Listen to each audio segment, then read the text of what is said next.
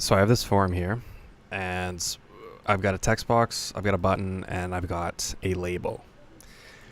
Now I want to talk about some events for the text box because we're all used to button events and we're all used to the click events, such as if I click this button, we can write code for what happens when the button's clicked.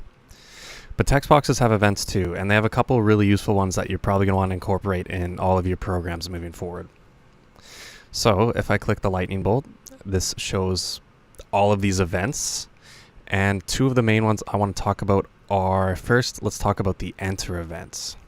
So if I add a enter event to my text box, any code that I write here will happen when I enter my text box. So how do you enter a text box? Well, you can see my text box is selected, and if I tab off to it, I'm tabbed onto the button right now, and I'm going to tab to my text box. That's an enter event. So when I enter it just like that, basically when I tab to it. And this enter event is really useful because if I have some text in my text box and I tab to it,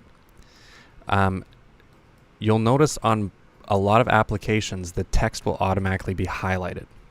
Now mine doesn't do that because I haven't added the proper code yet, but I'll show you how to do that quickly.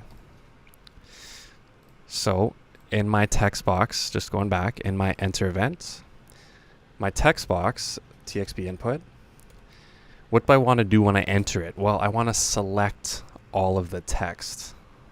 So I can use this select all method, and it will select all of the text. And that's pretty much all we need to do for this text enter event. So now you can see when I tab to it, it highlights all of the text. And you can see it makes it a lot more user-friendly instead of them having to manually click and highlight and erase that text. So it's just a good quality life thing you can add for pretty much all of your text boxes moving forward. And the second and final thing is the TextChanged events. Another event that you'll probably see use in most of your programs moving forward. So just as the event name implies, if I add a text change event, whenever I change the text in a text box, this event will fire off. So if I change it like that, if I change it like that, if it changes like that. So basically whenever the user manipulates whatever text is in, they're either typing something or they're erasing something. These are all text change events. So that's useful, not really in my program because mine's just in a sample program here. But for example, I have this label here.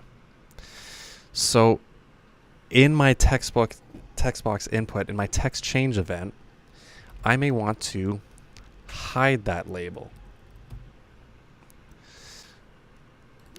So just rewinding, whenever I change the text, I'm going to make something invisible. And that's useful because if you're doing some calculations or you're doing some input modification from the user, they may give you some input, they may press enter and you see something pop up. But then if they go back to change something, it goes away. So you can imagine if they gave you the number, 18, and you did some math and you showed them something, and then they say, well, wait a second, I don't want 18 anymore, I want 23. That output that you showed them goes away. It kind of says, okay, we're restarting.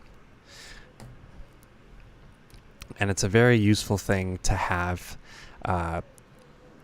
Once again, not much use in my program because I'm just showing you a little example of how the event works, but you can imagine they're giving you input, you're doing something to it, and then if they've changed it, you kind of want to hide what you've done because you're kind of restarting in a sense.